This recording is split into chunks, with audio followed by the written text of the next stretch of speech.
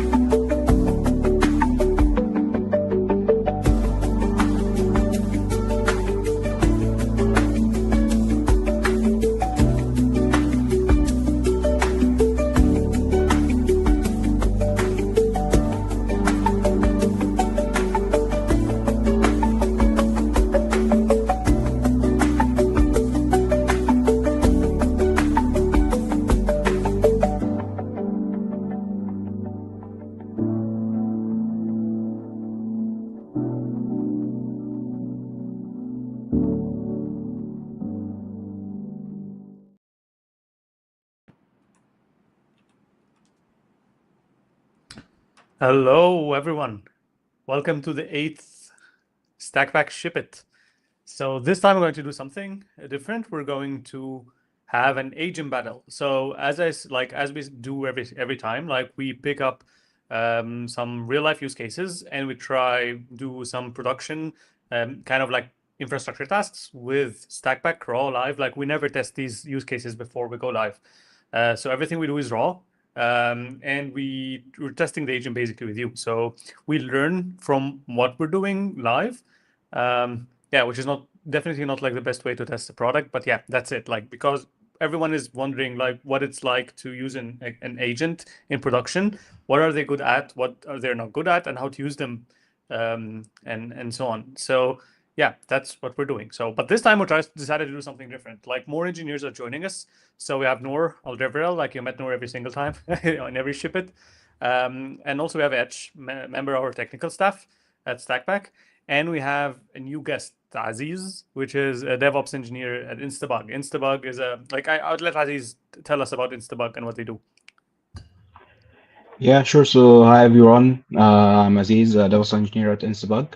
So, what we are mainly do is monitoring your mobile application for bugs and crashes and performance metrics. So, we are just doing some SDK streamlines from our SDKs to our backends and display those metrics at our dashboard. So,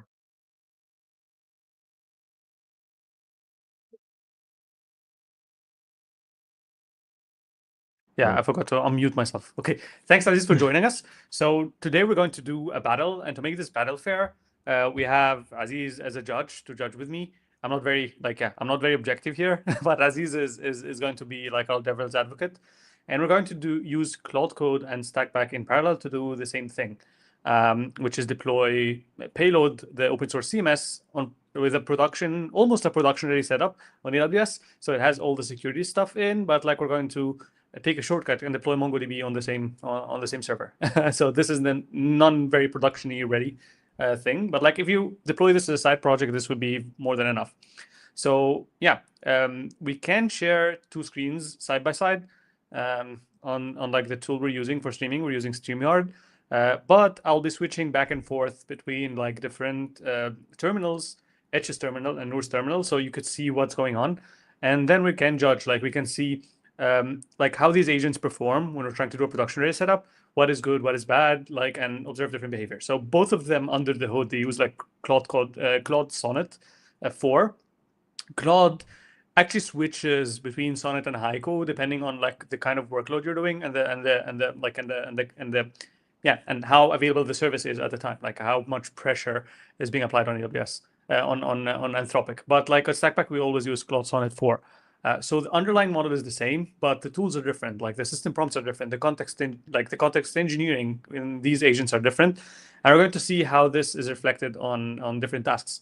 Yeah. So the first agent battle, we're going to deploy Payload CMS, which is an open source CMS on AWS in a semi-production-like setup. So we're going to configure DNS, TLS, HTTPS, so you can access this securely, and we're going to host MongoDB, ask the agents to host MongoDB on the same server, and use Docker Compose to run these, like the Payload CMS and the MongoDB server on the same server, and expose them publicly over like setting up DNS records to point to them and then configure TLS with Let's Encrypt.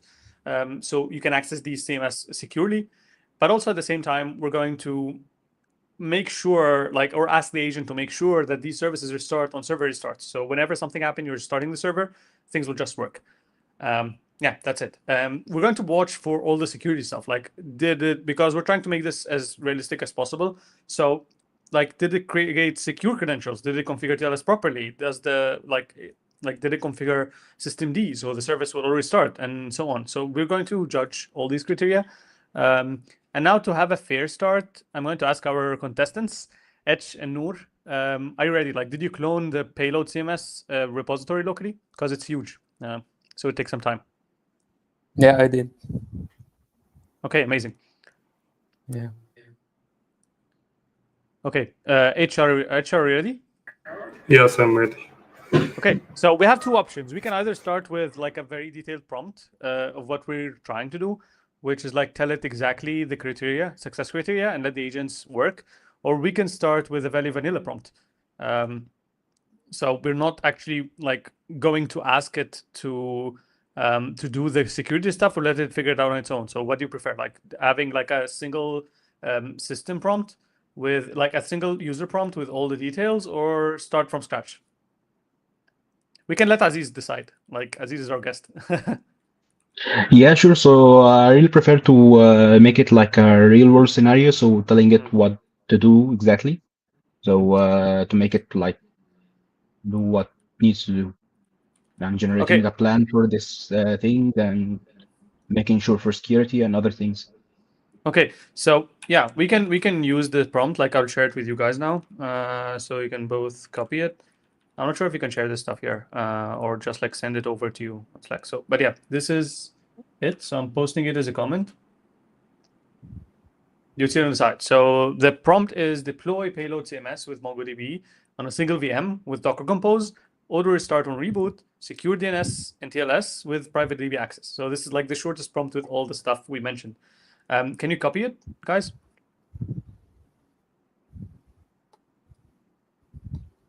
Yeah. Okay. Yeah. Yeah, I need you to add your like I can't find your terminal, so I can share it on screen. Should I wait or run it? No, let's wait for Edge to be. No, let's wait for Edge to share their screen. Okay, so yeah, we have a couple of people also join us. So we have Abdullah from the Stakpak R&D team. We also have Faris from Instabug as well joining us as a judge. Thanks, Faris, for making the time. This is going to be fun. So as I was saying, like this is how we test stuff live to learn more about agents, like what works, what's not working, and how to improve Stakpak. So here, let me share with you a couple of things. So this is on the stage. You can see now Noor's terminal. We won't be able to show both of them at the same time, but yeah. And here, this is Etch's terminal running Claude code, and they're both ready to run. So 3, 2, 1, hit enter. Awesome. Yeah. So now with the first contestant, we're watching Etch using Claude code to deploy this. So both of them cloned the repository earlier because it takes an awful lot of time to do this. We have a setup like Sandbox AWS account, so they can use the same account with the same like domain to deploy stuff. So this is the domain configured on the account. If the agent at some point asks you about the domain or you need to prompt to it, you just choose a different subdomain, oguku.io. But yeah, make sure to use different subdomains, otherwise they will collide on Route 53.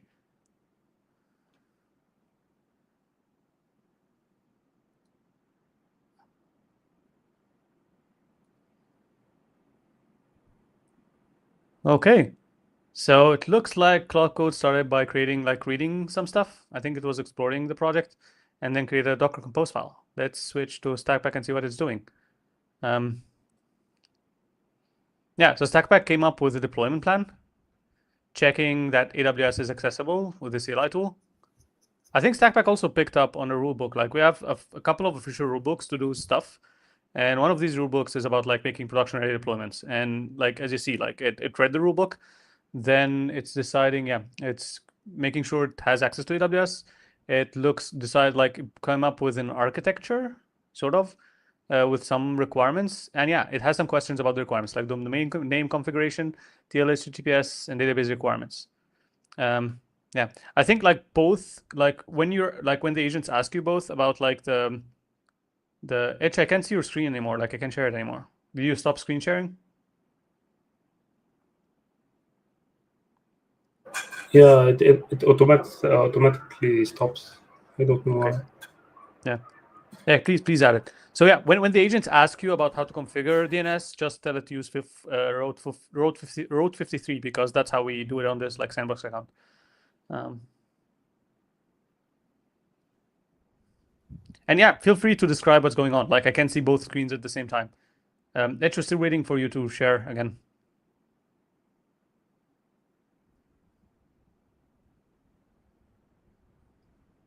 Yeah, okay. Yeah, so let's switch to see what Claude Code is doing. So Claude is now, okay, I can see.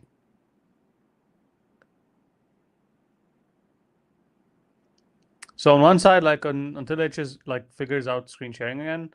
So Stakpak is, yeah, spinning up the VM, creating first like an SSH key pair to add to the VM, creating some security groups to allow SSH access.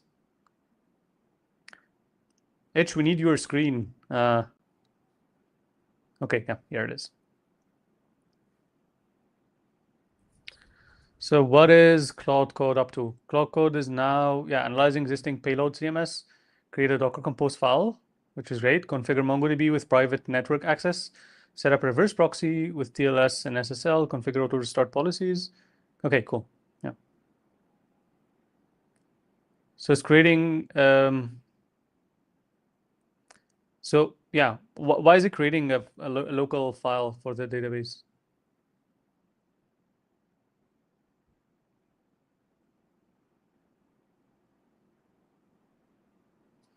Yeah, guys, feel free to like, yeah, comment on what's going on because I can keep, like, I can follow up with both screens at the same time.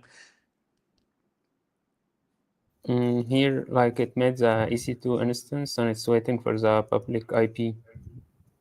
Okay, let me switch here. Yeah, Okay, so now we're we waiting have on our the side. public IP. This is a Docker Compose file. Cool. Yeah. And Edge, what's going on your side? It's creating a script to initialize MongoDB. I don't know why it will need the script, but I guess it's reliant on the Docker Compose file to run the cycle. Okay. So yeah, can you just approve? I can let it do its magic, but like, or at least you prompt it. Like, is it doing that on the local machine or like on the VM? It's still writing the files, and the deployment it's not yet to be decided.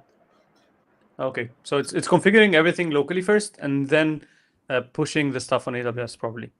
Okay, so yeah, this is actually like one of the differences so far. So what Stakpak did is started after exploring the file, creating the infrastructure, and then creating the configurations and pushing it. And on the other side, Claude Code is deciding to configure everything locally before creating a server to push stuff there. So we didn't prompt any of them on the approach or whether to do or to use infrastructure as code or not. Like we just asked it to deploy stuff on a virtual machine. Okay, so here we see Claude Code is now configuring Nginx locally, like creating a local Nginx configuration file. Cool. So it's doing something neat. Like Claude Code is creating a Docker subdirectory and then creating all the configurations inside the Docker subdirectory. Okay, so while they are working, George, can you switch to my screen? Okay, sure. Like we have a plan for what's it's gonna do right now. Here is a deployment summary. So you can see the instance of the public IP and the created Docker Compose file. And then it's asking me to continue. Yeah, please do. Yeah, please do. So, like for those who just joined the live streaming event, you feel free like to add comments. Like you would see your comments live, so we can answer any questions you have about like how these agents work internally. But like again, let's iterate on what we're doing. So what we're doing is we're trying to deploy an open source CMS called Payload on AWS in a almost production ready setup. So this is a server that would host a Payload CMS, which is, I think, in Next.js. And yeah, with Docker Compose, configure the app to auto restart, DNS configuration, configure TLS with Let's Encrypt, and make sure credentials are created and stored securely, and the database is not publicly accessible. Yeah, and we have on stage 1 Noor working with Stakpak, and on the other stage we have H working with Claude Code. And okay, so here Claude Code generated some, the configurations and some secrets. For, I think this is the payload configurations, right? It's the .env for payload, right? Okay. Yeah, exactly. Okay. So this is did the SSL configuration for Nginx, and it's currently doing the scripts and bot scripts for the domain. Okay, so it configured Nginx, configured the YAML file, and now the .env file for the payload CMS, and now certbot configurations, and it's doing all that locally in like a Docker subdirectory. Now I'm deploying to EC2. And Noor is working on deploying EC2. Yeah, it's installing packages. This is npm install, right? I think this is going to take ages. Yeah. Let's see. Okay, so this is the image, right? Or like, how is this going? Like, how is this working? Because I missed that part. Yeah, we already. It's the image. Okay, yeah. So it's installed, like, building the image. So is this running locally or remotely on the server? Like, is this Docker Compose on the server side or on your machine? It's on the EC2 instance, yeah. Okay, so it's on the server. Cool. Let's see what Claude Code is up to. Okay, so Claude Code wrote the SSL script in your new SSL script for certbot. I don't think that's necessary. Like, if it's using Nginx, Nginx like has a Nginx can manage that with the extension. Okay, we lost you again, Mitch. We lost the screen sharing again.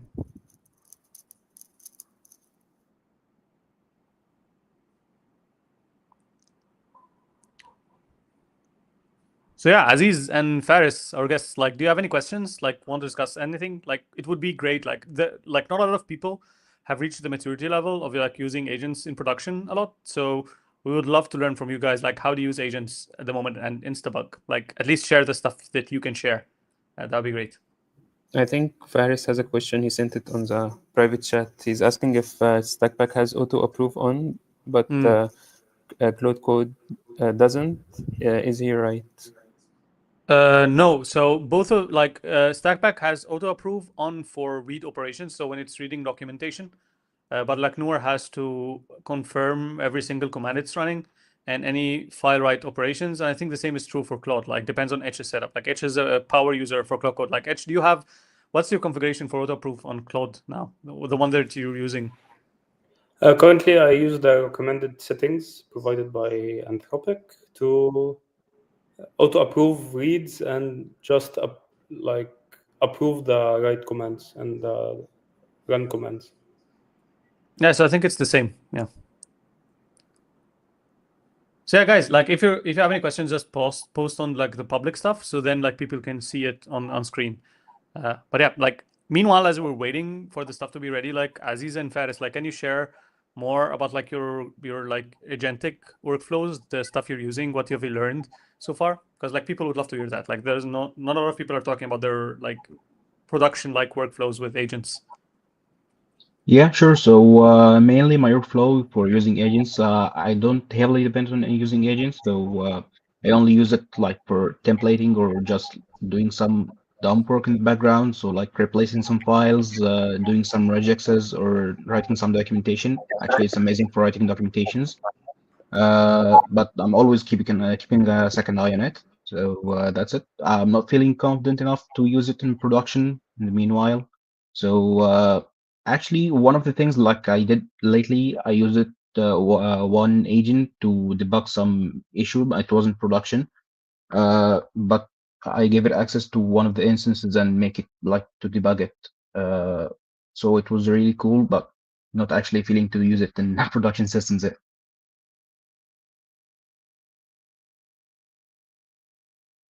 Okay, so like I would love to learn more about this. Like, what kind of agent you're using, and yeah, you're using it for documentation. Like, what agent? Like, which agent are you using? Which models? What are you documenting exactly? Because I'd love to hear that. Yeah, so for documenting one, actually, so let's start with the coding. For the coding, I use like generally the Claude Sonnet 4. That's the one I'm using. I feel confident actually for its prompting and the results gave back. So that's the one I use for coding. For documentation, I actually don't have a specific model that I use. I just like write my prompt for some documentation and give it context about the things I want to document, and just goes on. That's it. About the agents, like I use variety of agent. Actually, I'm still on my trial, so I'm using like personally, I'm using like Stakpak, Amazon Q. Not actually using Cloud Code, but I'm actually using Cursor. That's about not. So you're using Cursor with Cloud Code mostly, and you're documenting, like, are you documenting code, a code base, or like infrastructure stuff? Because like as a DevOps engineer, like how often do you write code now in your day to job? Like, because like I'm curious because like some people they say like Cursor and like I mean Claude in general is good at infrastructure as code. So most people like. I know people that use the infrastructure, and I know other people that like say like LLMs suck at infrastructure stuff, so they never use it on infrastructure, just use it on regular coding. So Yeah, how much coding do you do on the job? Not too much. Like we can just like about say about 30% of my time is coding, not that much. I actually use Cursor for coding stuff. Not actually, actually, I don't use it like many other people use it. Just giving a prompt to it that what I want to do and just goes on to doing it. Actually, I'm breaking it into smaller tasks and smaller chunks to do it, and keeping an eye out and testing every step it does. Okay, cool. Yeah. Thanks. So yeah, let's get back to this. So what's going on? I think there is a bug with like the setup Stakpak did, so it's trying to fix it. Something related to connecting the database. Like I'm not following. Like Noor can tell us more about what's going on. It can't run interactive commands inside Docker. Okay, so it's trying to run a command inside Docker inside the server. Okay, so what is it doing? What is payload server.js? It's like configuration file related to the CMS content management service. Okay, but what is the actual bug? Like, is it? I thought I had a quick view into something related to like a database connection. It's trying to run a command interactively inside Docker, but it's failing. So it was trying to create a JSON file. A JavaScript file. Okay, so it's trying to write a JavaScript file to do something inside, like to debug something inside the container. Yeah. Cool. Okay. Yeah. Let's see what Claude is doing. I think Claude decided to use Terraform. Like, did you prompt it to do that? Like, or decided to do that on its own? First of all, it finished without deploying anything. So I needed to prompt. I want the deployment on AWS. Then it started creating Terraform files, but it created a very complex cluster using Fargate and DocumentDB. So I stopped it and I reminded that we did it on a single server. Okay, we lost your screen again. Like we keep losing your screen. I don't know why. I think it's the. I think it's from the bandwidth. Oh, okay. So it kicks you out. Okay. So what happened is like Stakpak deployed the things with Claude, like with Docker Compose on a VM machine, like we instructed to, but there's a bug. So it's trying to debug the database connection by creating like custom JavaScripts to connect to the database to test something. Like I'm not sure what exactly, but that's what's going on. And on the other side, Claude Code, after finishing the local configurations, it forgot what it was trying to do and then stopped. So Edge prompted it to, okay, like remember, we're trying to deploy an AWS. So then it decided to create a cluster with Fargate, like is it an ECS or an EKS cluster? First, it tried to create an ECS cluster, but then Okay. I reminded that I stopped it and reminded it that we need to create this deployment on an EC2 machine or a single VM. Okay, it's so yeah. doing the configuration for that. So H reprompted it then that it should stop and try use a virtual machine like we instructed it initially.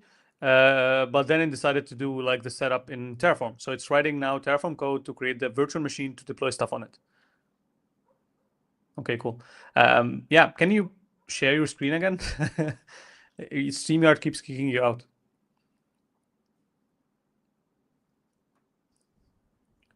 What's going on here?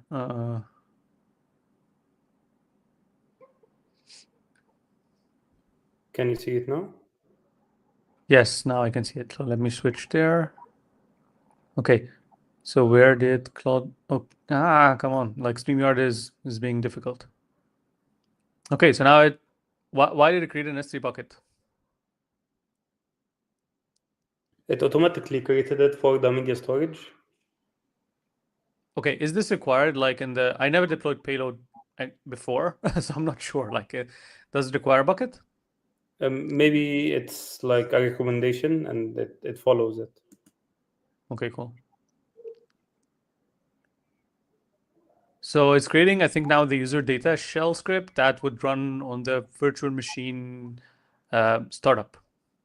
Exactly. Okay, cool. Yeah, Ravi is asking something. So Ravi is saying, I think Claude by default use ECS Fargate unless instructed. That is very interesting.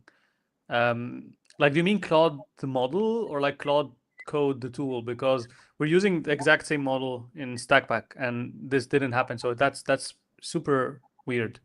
Like, it's weird that it has some preference on which cloud like compute service to use. Interesting. I didn't know I that. think what it Yeah. needs to do, like it's going for a more like cloud native and automated way. So it's going for an ECS and like serverless thing, not using like a managed EC2. Okay, interesting. Because like we wanted it to use a virtual machine. And you see, like in the initial prompt, you ask it to use a single VM with Docker Compose. Like you can't use Docker Compose with ECS. So that's odd. But I get it. But it's interesting that LLMs like have preferences on.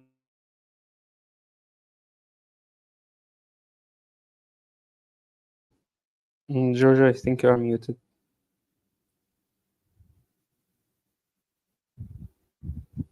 Yeah, so his camera disappeared, so I think he's dropped or disconnected. Yeah, probably.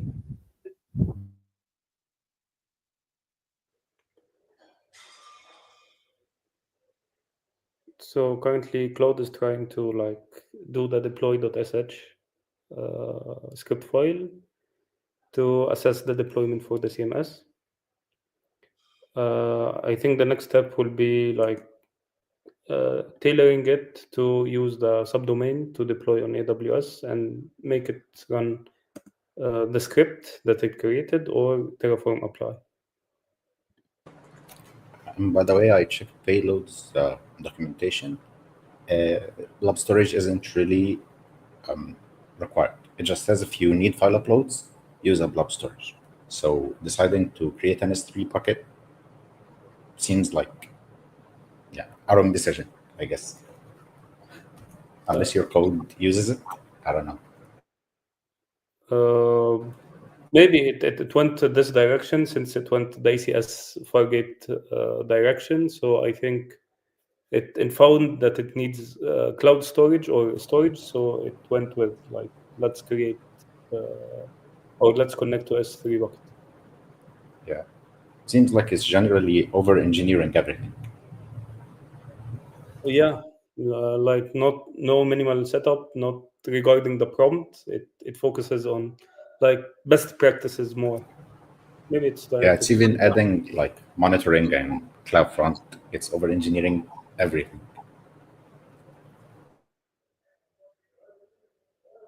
What's going on your side, Noor? No, it's still trying to fix the bug.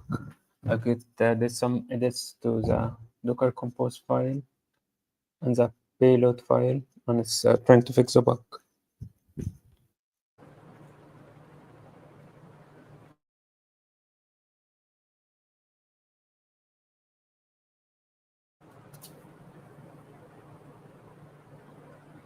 I now If it gets instruct stuck on that use bug, the subdomain of Goku to deploy the single VM AWS. Let's see what's going to do.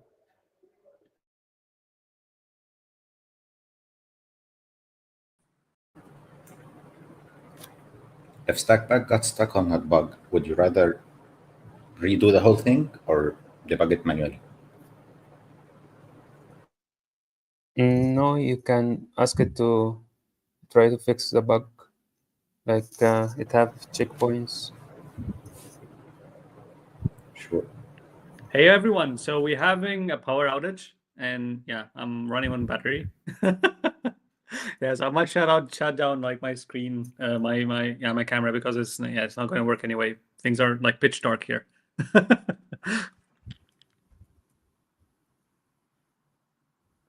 Yeah, this is more action than what I thought we would have.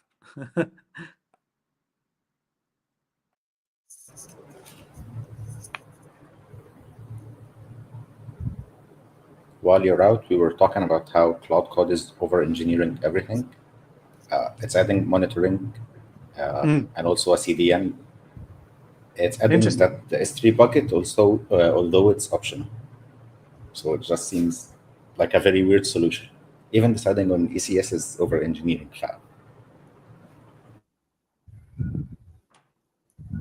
It's actually very interesting that like different models have preferences on architecture, like opinions on architecture. This is like, I didn't know that like until Ravi mentioned it. So I find this very interesting. But yeah, so we can. Actually, I don't see it like preferences. Like I'm seeing it like more to related to the system prompts. So maybe Stakpak system prompts are more related to follow the instructions, and Cloud Code is more related to following the best practices and just enhance what existing. So initially, like when we were looking into this, we found actually like the best practices are very relative. So for example, like at Instabug, you might have like a set of best practices and you decide to do something a specific way. For example, like let's take an example, how you structure Terraform code in a repository. Like I tried finding two mature engineering teams that agree on a single like folder structure for the Terraform code, and they don't. Like, so we found out pretty early on that like when we tried to prompt the agents to follow best practices, is that like someone's best practice is different from someone else's, which is crazy. So it's very hard to like to have a single set of best practices that an agent can follow. And this is something we found hard when we're building Stakpak. Like we can't force people to do infrastructure in a specific way. Like every single team has to decide to do that. That's why we created like the rule books, so you can influence the system prompt. And like the system prompt gives a lot of weight to the rule book. And like here you see like we already had a rule book about like deploying stuff on virtual machines. Maybe that's why it stuck to the like the instructions, because it had this rule book reinforcing the like it picked the right rule book, which reinforces this. But again, like this is in the user context. This is not in the system prompt. The system prompt just points that the rule books have a lot of weight, and then Claude decides to pick the stuff and use it. Okay, so what is going on? So Claude Code, I think, is configuring SSH access now to the EC2 machine. Cool. And what's going on Noor's side? It is still trying to fix a bug. Where's the bug? Like, is it because I said I thought I caught it writing that it's going to try use the payload official image? Like, what was it using? Like, did it build a Docker file? Yeah, and it didn't work. Okay. So yeah, if I was doing this, I would have looked up the official image first instead of trying to rebuild it, the whole thing. But yeah, I guess like it learned that the hard way. Okay, yeah. So yeah, I didn't want to interrupt you guys. It's interesting that like the LLM decided to decided on the technology and then go on like full DevOps mode and yeah, create the infrastructure on ECS with the load balancer and the buckets and everything.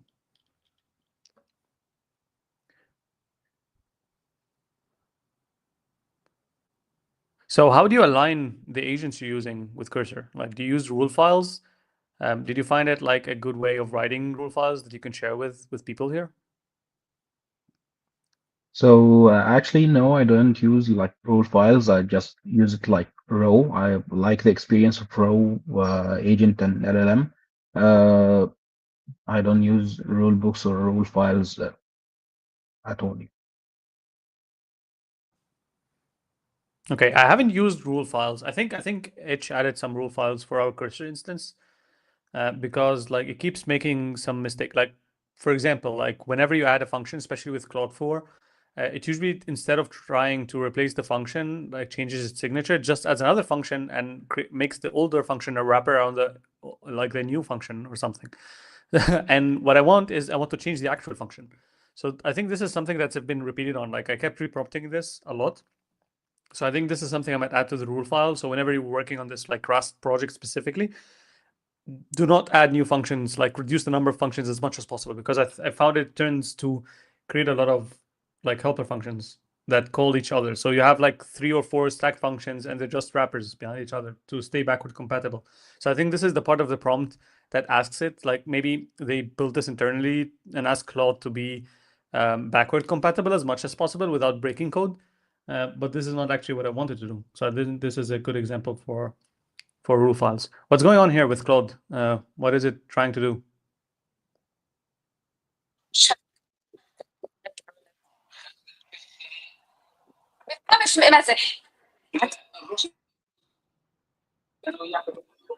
So H, what's going on your side? Okay, we can find H.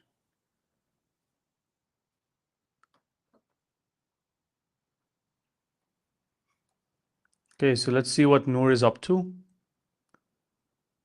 It's running Docker. Okay, so it seems like both agents are struggling so far with the deployments. They're both trying to fix or work around issues.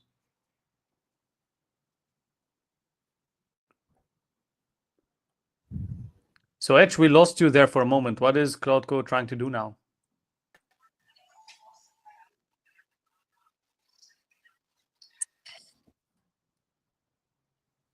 Hello? Can you hear me? Yes, Yeah, we can hear you now. So yeah, I was asking you what is Claude Code trying to do now? There is a problem with the AWS profile locally, so I'm getting an AWS access and secret key. I'm pushing it and making it try to use it. Okay, so you're having local issues. I think this is something we should have tested before, but yeah. And yeah, on the Stakpak front, like what is going on now? Just trying to build the Docker file.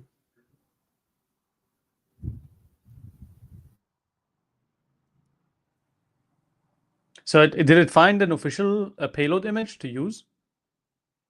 Yeah, but even that didn't work. Okay, that's weird. Interesting. So now it's trying to build an image for payload. Yeah, and hopefully it works.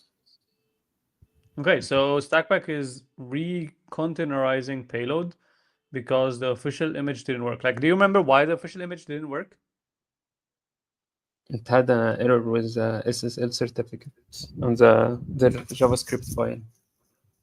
Okay, so the original image with payload didn't work with like the what SSL certificate? So was it trying, like, did it use Nginx as a reverse proxy, or like how did it try to configure Yeah, the TLS? it tried different methods. It tried Nginx with a reverse proxy, and it also didn't work. Interesting.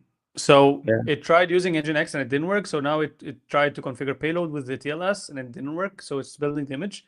Like what failed in the official payload image? Like the TLS the certificate was giving an error.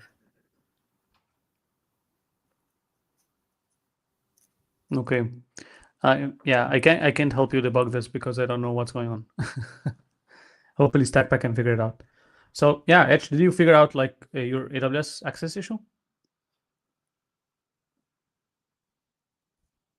Yeah, I did. I'm gonna make it run now. It should work now. Yeah, I think we'll. Okay.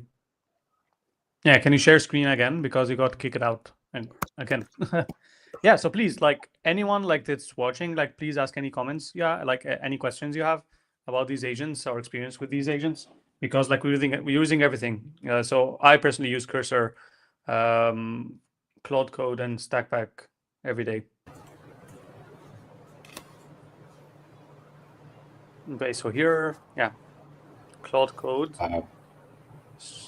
fixing the AWS connection locally.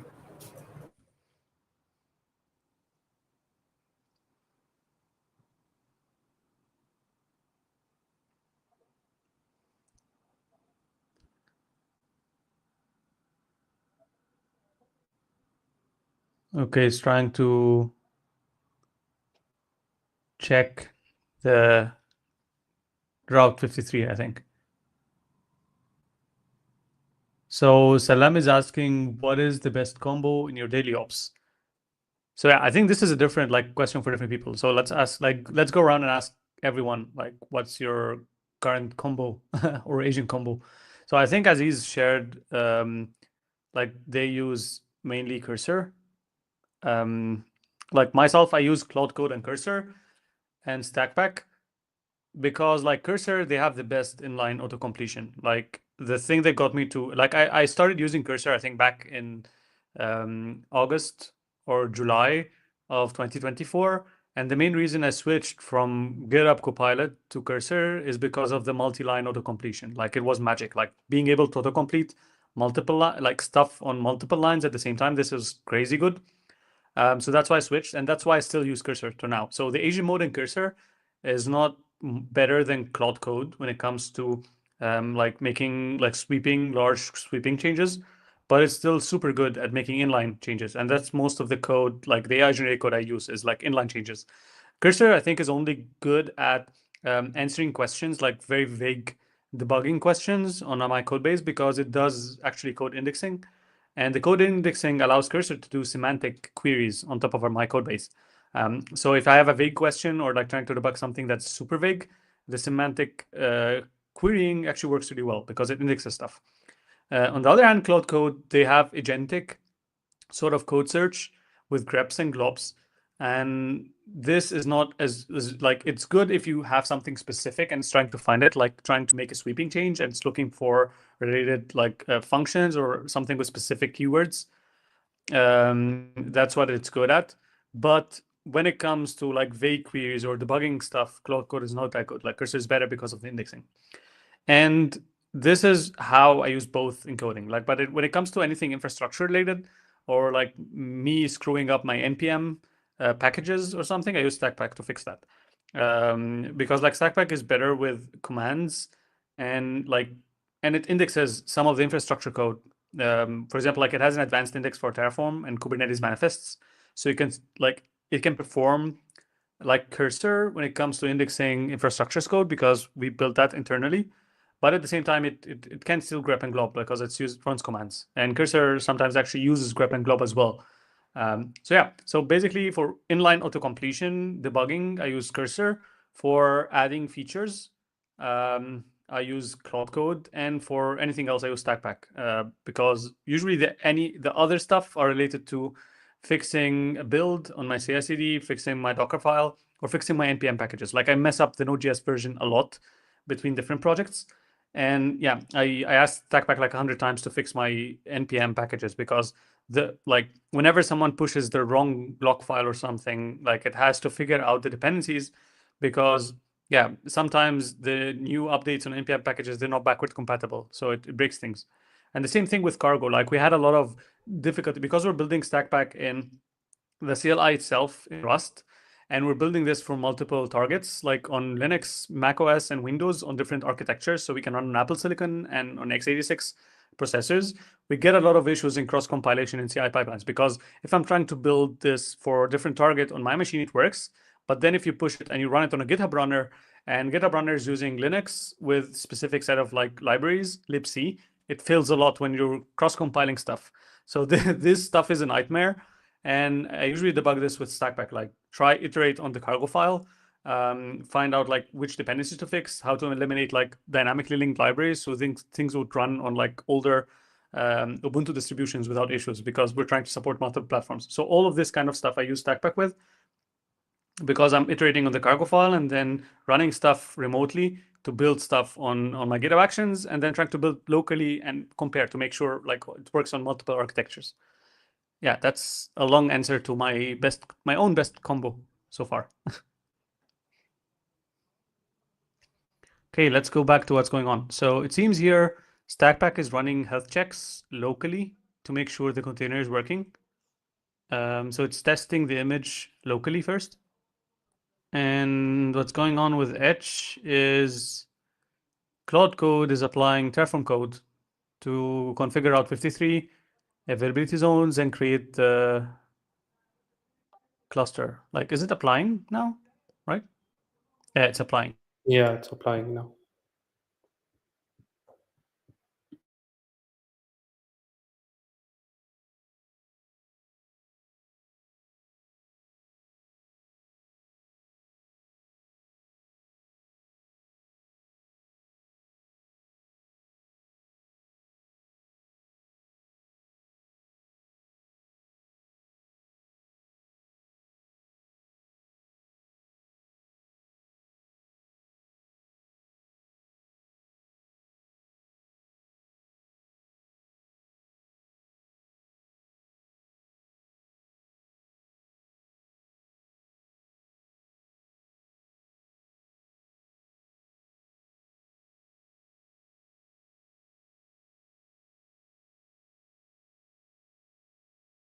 Did we lose George again or what?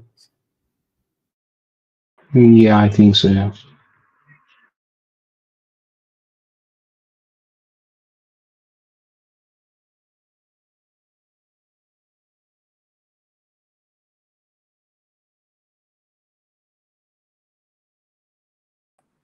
Yeah, I lost my connection again. Okay. Oh, so I was asking Noor, like, did you guys make sure you're not using the same subdomain when deploying? I'm using cmh.goko.io. Okay, and Noor? I mean, it's trying to fix it locally first. Like, there are bugs in the code. In Payload's code? Yeah. Okay, does Payload actually have a Docker Compose file on their official repository or something? Like, how do people deploy this thing? That's very weird. Like, when I checked, I didn't find the Docker Compose file, no. Okay, so yeah, it's starting from scratch. That's odd. I'm surprised both agents didn't do more research online on how to do this first. I think like Stakpak can't do, like, is not allowed to do random research or random stuff. It can only research official documentation. But Claude Code should actually be able to search randomly on the web to see like any guides. Actually, the official docs of Payload provide a Docker Compose file, and it looks very similar to the one Stakpak wrote. So is it in the repository? Like where is this Docker Compose file?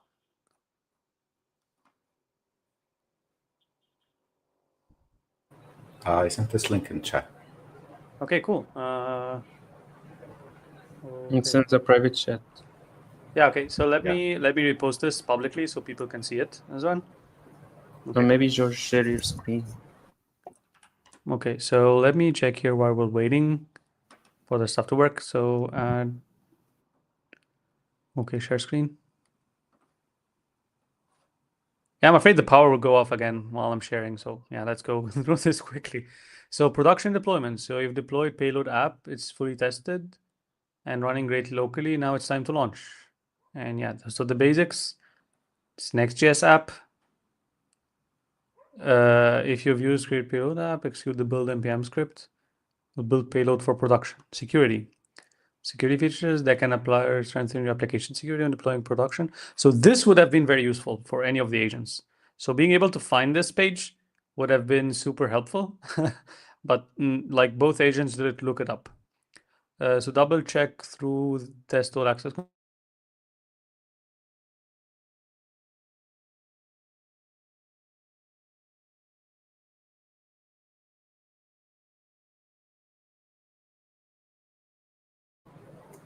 George dropped again, right? Yes. Yeah. I wanted to comment on his usage of cursor. He said he uses it to debug very weird and specific issues in his code. I just wanted to say that that's pretty much the only thing I use cursor for. Cursor kinda taught me Rust lifetimes when I was first learning it, just by fixing code, my code with lifetime conflicts. It's actually very good at this, much better than I am, and that's the only thing I'm willing to admit that AI does better than me.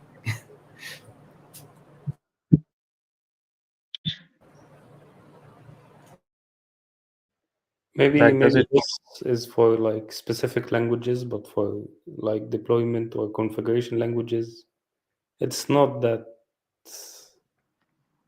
expert. Yeah, I was saying this is so much fun. Like I keep losing power.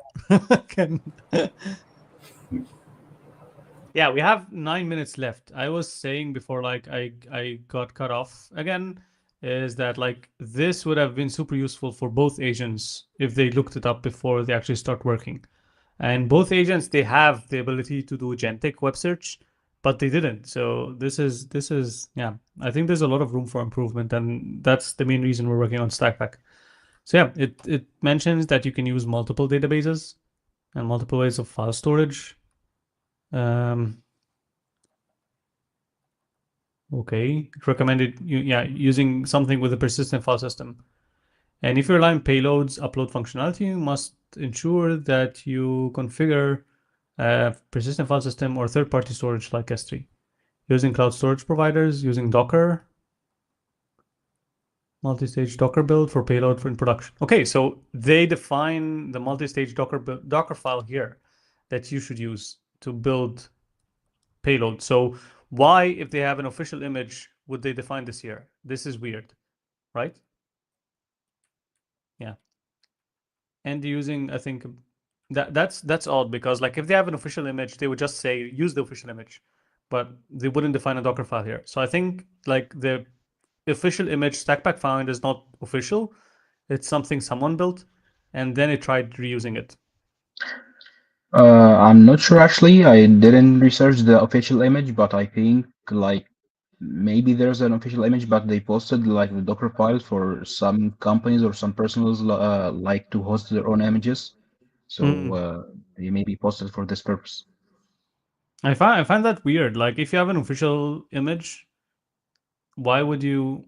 Yeah, I mean you can always check like the Docker file on Docker Hub of any image. So it's weird, like they're not using the official image in the documentation. They're not pinching it. At least I can find it. There's an official image. There's what? I don't think there's an official image. Okay. Yeah, that's my guess too. Like because I think if there is one, they would mention it at least, because it makes people's lives easier. But now like you have to take this and build it. And as you see, like Stakpak is still trying to debug the Docker file it built. It's trying to debug the configuration file because it's not showing the admin page. Like it's working, but it can't show the admin page. Okay, so actually it's like we're able to run a payload, but it's not like it failed the health check, right? Like it's not able to access the server. Okay, cool. Yeah. And it says like there are configuration errors. Interesting. Okay, also, that's why it's never straightforward to deploy these things. Like that's why you need an agent. Like if it was straightforward, the agent would be an overkill, but it's not an overkill. They see like it's crazy difficult, and I think Cloud Code is going to hit the same issue when it deploys the stuff on the EC2 machine, because after it finishes like applying the Terraform code, it would figure out, okay, this thing is not running. And I think now it's trying to debug something like logging MongoDB. Like what's going on your side, Edge? It started the ECS EC2 machine and it copied the code, and it's starting to do Docker Compose run. but it's having a lot of issues with DNS configuration, MongoDB, a lot of issues, and it tried to fix a lot of things. It has a lot of errors using with the Terraform configuration, and it iterates to fix it. Okay. So I think agents are really cool because they can like make mistakes and then recover, figure things out, because you rarely get this stuff like initially at the right time. Like when we tried benchmarking Terraform generation, for example, we found Claude 3.5 had like a 60 something plan success rate after code generation. And with this stuff we add on top of Claude 3.5 at Stakpak, we got it up to 75%. But this is all zero shot. Like this is if you try to generate code just like a single shot without iteration, it would go up to 75%, but that's it. Like it's not 100%. So having agents would just fill in the 25% gap by trying to apply this code or validate it and then figure out the issue and then go back and fix it or read the documentation. So agents, although like LLMs are not perfect and they're definitely not really good at DSLs, especially like the DevOps stuff, being able to iterate like makes it go like much better because it can recover from failures. I think we have 4 minutes left, but yeah, I want to leave some room for our like guests today to say their unfiltered opinion about like what they're seeing now with like happening with Stakpak and Claude Code. Like as I said, like this is one of the many sessions we're going to do to test different agents, how they work. Maybe this time we use Stakpak and Claude Code. Maybe next time we'll use something different. But like the goal here is to learn what they did well and what they didn't do well, so we can work on improving Stakpak to solve these issues for infrastructure stuff. So yeah, I would like to give the mic away to you guys so you can tell us what you think so far, like the Instabug team. I personally have no idea what the issue with Stakpak was.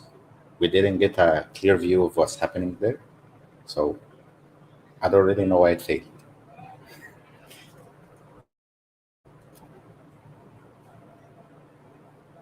Yeah, here It's just it's very hard to judge. I don't know. Issues like with the SSL certificate and the configuration, and there were also errors in the code, and like it was trying to fix them, and it fixed some of them, and now it's trying to fix like to show the admin page in the Payload web page. I would assume it hallucinated the JavaScript errors. Like migrating from ESM to CommonJS modules probably has nothing to do with this, unless the initial code that we're trying to deploy is bad, which I don't think is true, or I don't know. But no, I don't think the code is bad, but maybe like it was not able to package it and get it to work with a Docker file. Maybe like if we started first by trying Dockerizing the app to make sure the Docker file work, and then we proceeded with deployment, things would have been different. Because what it did here like is proceeded with the deployment before trying to run it locally. And when it tried to use this on the server, it failed. Like here now, as you can see, like it's running the health check and it's failing. So it's trying to figure this out and then continue with the deployment. So it created the server. And then assume the Docker file it's working, the admin page. Okay, so I think the main issue with configurations here is the actual configurations file for Payload, which is a JavaScript file, and it's trying to make it work with the Docker file built on the fly to make this work. I think it would have been more efficient to try make the setup work locally before pushing it to the server. But now it did it the other way around, like creating everything on the cloud, and then when it failed, it tried reproducing the stuff locally to make it run and then push the code to the server. That's what's happening with Stakpak. It's still trying to figure this out, like testing the health checks. Okay, you're not allowed to perform this action, but the API works. I think, yeah. So I think it got it to work, but it still haven't configured DNS and SSL yet. Or at least I missed this all part. of this is locally. Yeah, okay. Sure, but my comment is that both agents invented issues for themselves and failed to fix it. Claude destroyed itself by over-engineering as well. Yes. So I think what happened with Stakpak is, like, if I'm criticizing it, like it didn't start by testing stuff locally before pushing things and tried to deploy. And the other way around with Claude Code is it tried creating like a very full-fledged over-engineered infrastructure locally, also without testing the app and then trying to deploy it. Yeah. Yeah. So what else? Like, what do you guys think like you learned so far? Like, other than that, now. So actually, as I said before, I see the main problem here was like we gave it like the whole problem to fix, one big problem to fix. So I think if we just like did a little bit of research and just provided like the documentation for it and just broke the tasks for some more smaller tasks, it would be more. So they can do it more easily. Yeah. So you Okay, think so- they failed to plan the task or break it down? Not planning actually, like the plan was right clear for both agents. They did know how to do it, but they didn't know how to execute it actually. So they make like a clear plan for deploying and building the code, but didn't know how to execute it. So as they didn't have enough resources to do that. So I think if we, like I said, we just did some research and provide some links to it or documentations, it would be great. And like also like make the one big task into some smaller tasks. Yeah, I think I agree with Aziz. So if we found the documentation page of Payload on how to deploy Payload on production, the one I just opened, and we gave it to them initially, it would make things easier. Or at least if we break down the problem, I think Aziz, what's meaning is we gave them too much to chew in a single session, and instead we should have broken things down to bits. Like first thing, figure out how to deploy how to run this, and then create infrastructure to deploy it instead of just asking it to do everything from the beginning. But like again, like part of me disagrees with this a bit because like if I'm a regular developer, like if I'm not like an expert infrastructure guru and I'm not an agent guru, this is how I would try this. Like, okay, here's Payload, here's the project I'm trying to deploy, and please deploy it on my account, and just like watch it struggle without any planning. Actually, what I would do if I didn't have any DevOps experience, like I would give it like the project and make it generate a plan and go research this plan and provide it with other tasks to do. Interesting. So you would make it do significant research first, then create a plan, and then start execution. Yeah, exactly. Yeah. So I will go research the plan and revise it and see if it makes sense, and then provide a feedback on it and prompt it to execute the plan. Okay. I think Noor decided to run Payload locally. That's it. It's worked like yeah. Okay. Yeah, it's not on the server, but yeah, I think if it works locally, then you'd like just push it on the server. Like, okay. Okay. Yeah, I think if it started doing that first, it would have got there faster. But yeah. I also think we made a mistake with the battle this time. Is like we didn't make sure that H has proper access before the call, so this wasted some time from Claude's side. We should fix that in the future. But yeah, this is the agent battle at the moment. So I think like if I can summarize this, and please Aziz and Faris like tell me if I missed anything. So what we learned today is you shouldn't give the agents like an end-to-end vague high-level task that you know is tough and it's made up of multiple parts. That's the first thing, is try to break things down before prompting the agents to do something. I think the second learning here is instead of starting right ahead and trying to like let it go and start working, usually you should start with some research and planning. So ask it first to research online. How would you deploy Payload? What is Payload? What the components are, and like how it works in production and all the dependencies, and then come up with a plan. And then maybe write this plan down in a markdown file or something in case you want to start like multiple sessions to try again with fresh context, and then ask it to start execution. So initially, for example, like I imagine if it did this research before, it would realize there's no official image and you need to create a Docker file. So you need to run a Dockerization session first to make sure the app works locally. And then after you build the image, you proceed with the deployment. So yeah, I think that's that sums up so far. Like at least everything we learned. Like, did I miss anything from the team, or like Aziz and Faris? No, like I actually have a comment. Yeah, sure. So I think they both tripped over the fact that the prompt says a single VM without mentioning EC2 or AWS anywhere? Yeah, we forgot to mention AWS. That's a very good point. Yeah. Maybe just saying an EC2 instance instead of single VM would have led to much better results.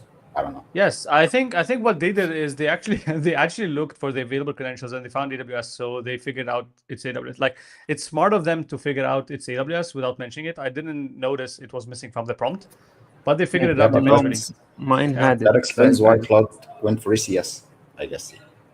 Yeah. Okay, that's a very good point. We forgot to add this to the prompt, but yeah, cool. Okay. So yeah, I think this was fun, although like we had a lot of technical issues and my power went down, but I think this was fun. And yeah, we will just keep running these agents without wasting any more of your time. But yeah, thanks Aziz and Faris for joining us. It was super fun. Like, I really enjoyed this, and I hope you get to join us more in the future when we do different stuff. Like, we're going to keep doing these things as we learn like how to use agents better and get more like real life feedback for Stakpak to make it better. But yeah, we're very grateful for your time and for joining us. So yeah, if anyone has any questions to the Instabug team or to the Stakpak team, we'd love to answer them now. Otherwise, like, yeah, I think that would be it for today. Like, we're already 6 minutes over time. Like, I don't want to take more time from like our guests. So anyone has any questions?